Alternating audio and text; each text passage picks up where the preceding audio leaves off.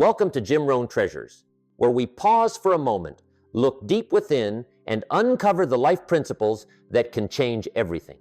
Have you ever felt like you've been working endlessly, but not really moving forward? Have you ever felt like your calendar is packed with meetings, notifications, and requests, yet somehow in all of it you disappear, as if you're living someone else's life, not your own?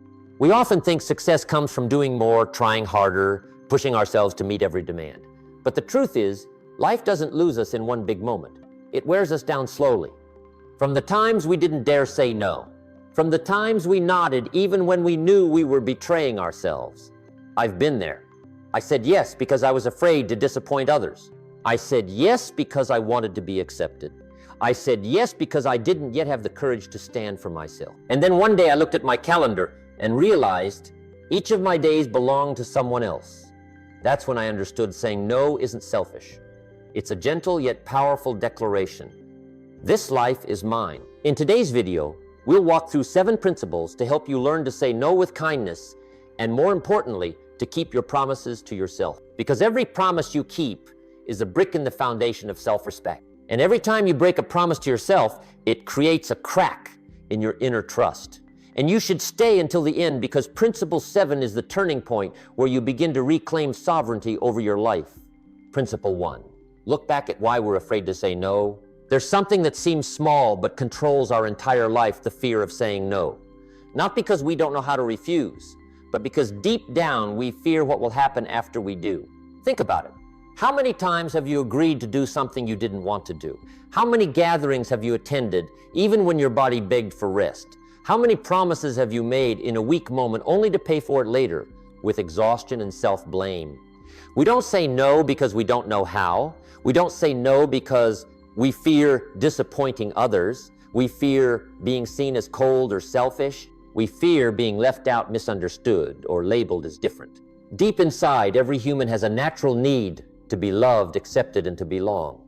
And sometimes to be accepted, we trade ourselves away. I remember a time when my schedule had no empty space left. Whenever someone asked for help, I tried to say yes. I thought if I'm kind, people will like me more. I thought if I help them, they'll help me someday. I thought if I say no, I'll lose something important. But then I discovered a quiet but painful truth. I was sacrificing myself to maintain an image of the person I thought others wanted me to be, not who I truly was. The problem isn't kindness or helping others. Those are beautiful things. The problem lies in our inner motive. If I say yes because I want to, that's freedom. If I say yes because I'm afraid, that's bondage. And we often fear something even deeper, the fear of losing connection. The fear that if we set boundaries, people will leave us. But think about this. If someone leaves you just because you chose what's right for yourself, were they ever truly meant to stay? A real relationship isn't built on blind sacrifice. It's built on mutual respect. And respect begins when you start respecting yourself first.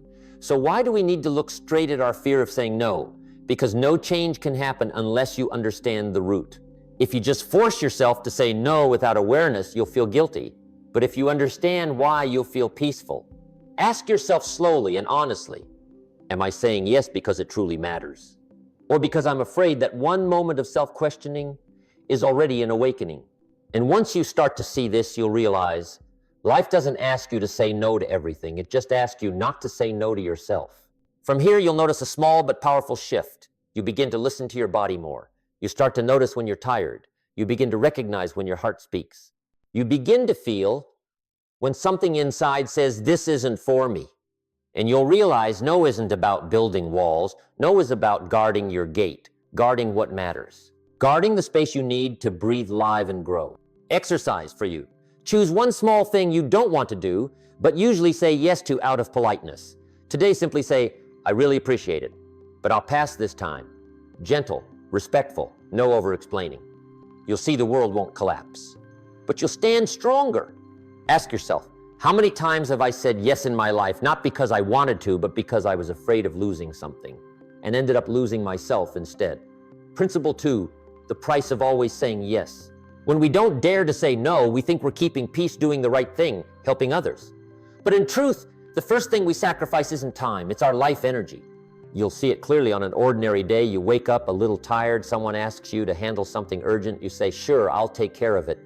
By noon, a coworker messages, "Can you meet with me this afternoon?" Even though you already had plans, you say, "Okay." At night, family messages, more requests. You keep trying, doing, holding everything together. Then you finally sit down and realize you haven't lived a single moment for yourself today, not because you didn't have time, but because you gave it away without choosing. And this is the first price of always saying, yes, first. Your schedule is controlled by others. No room to breathe, reflect, or grow. You react, you no longer choose. Second, your mind becomes heavy. Now, it's not just your body that's tired, your heart is too. You start asking, why do I always have to carry so much? Why doesn't anyone understand me? Why don't I have space to just be myself? But the truth is, it's not that others don't understand you. It's that you haven't shown them what you truly want. And then slowly, the third price appears. Finally, you lose respect for yourself. Each time you say yes while your heart says no, you send yourself a clear message. My feelings don't matter. My needs can wait. Others deserve priority over me. Little by little, quietly, it sinks in. One day you wake up feeling empty. No motivation, no spark, no direction. And you wonder, maybe I'm not good enough. Maybe I don't deserve a better life. But no, you're not lacking ability. You've just given away so much of yourself that you no longer recognize who you are. Sometimes we think that saying yes to everyone will make us more loved.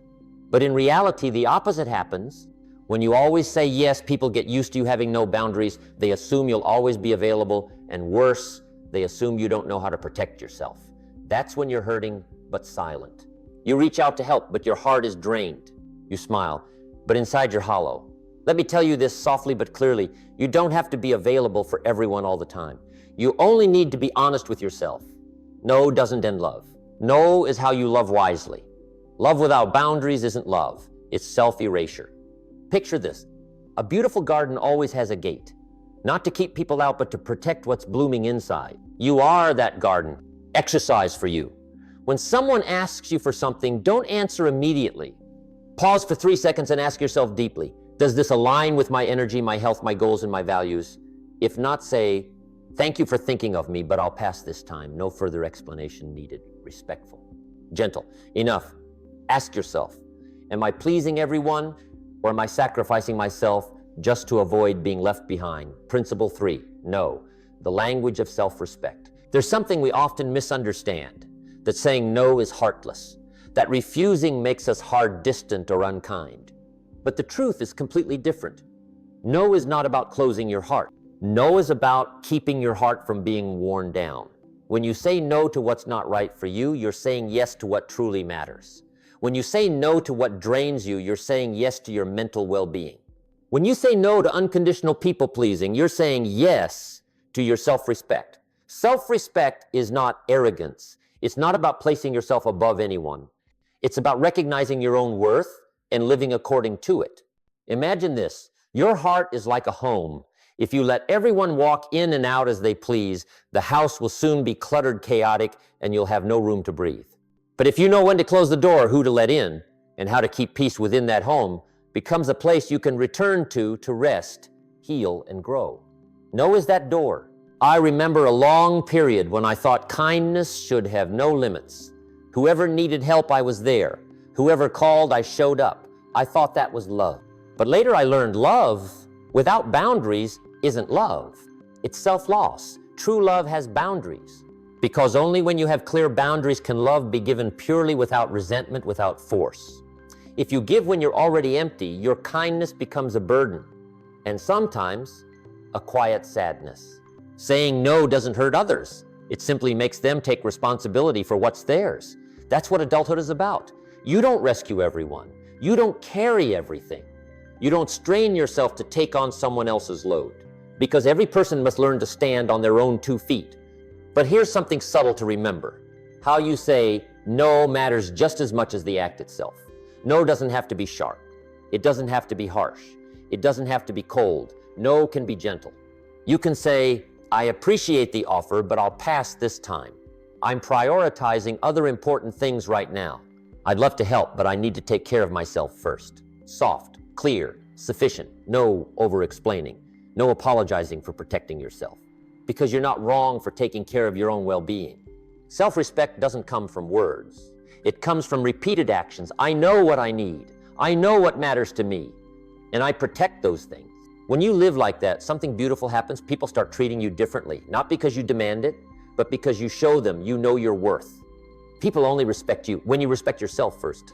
Exercise for you. When a request, invitation, or favor comes your way before you answer, ask yourself, does this truly nourish me, or does it drain my energy? If it takes more than it gives, say no gently. No tension, no fear, no guilt. You're simply protecting the most sacred thing, yourself. Ask yourself, when was the last time you said no to protect your heart?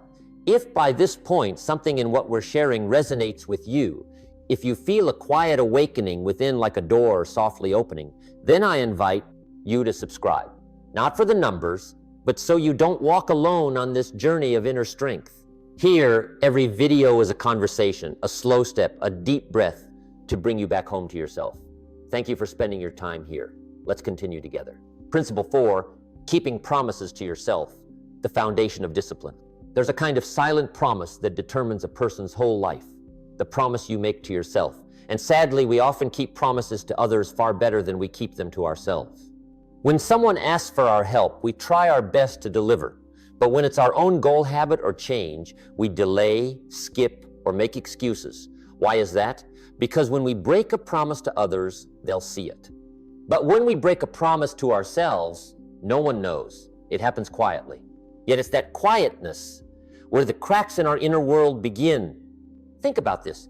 Every time you keep a promise to yourself, no matter how small, you're laying another brick in the foundation of your inner trust. You say you'll wake up on time, and you do.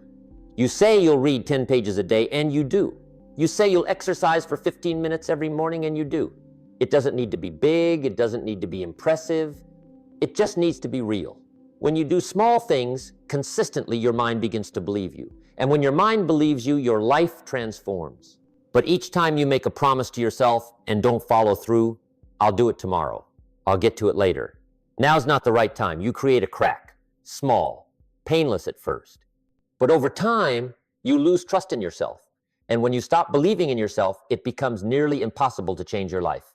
Discipline isn't force. Discipline is self-respect. I used to think discipline meant pressure, harsh rules, and pushing myself hard, but then I realized true discipline is gentle. Discipline says, I deserve better. Discipline is loving yourself enough not to break what you've chosen. Discipline is loyalty to your own dream. Discipline is that quiet whisper every morning. Don't abandon yourself for one more day. Here's something important. You don't need to start big. Don't set overwhelming goals. Don't try to change your whole life in one day. Start with what you can do now and repeat it. Drink a glass of warm water after waking up. Sit still for 2 minutes and breathe. Write down 3 reflections from your day. Turn off your phone 20 minutes before bed. Small, gentle, consistent. What matters isn't doing a lot. It's not betraying yourself. Exercise for you. Choose one small promise to yourself and keep it no matter what happens. Not to prove anything to others, but to rebuild the trust within yourself. Ask yourself, if you don't believe in yourself, how can life believe in you? Principle 5, build inner trust through small, repeated actions. Self-trust doesn't come from inspiration. It doesn't come from those burst of motivation days. It doesn't come from strong words. Self-trust is built through small actions repeated long enough, like drops of water falling on stone. One drop changes nothing. One day feels ordinary. But drop by drop, steady and persistent, even stone softens. Your inner strength works the same way. It's not born in the dazzling moments. It grows in the quiet ones. Someone once asked me, why do I read so many books, listen to so many talks, yet my life doesn't change? I answered gently, because you understand, but you don't repeat. Understanding is awareness. Repetition is transformation. A small habit done consistently is more powerful than a grand plan abandoned halfway. 10 pages a day is greater than 200 pages in one day and never again. 15 minutes of light exercise is greater than intense workouts for a week, then quitting.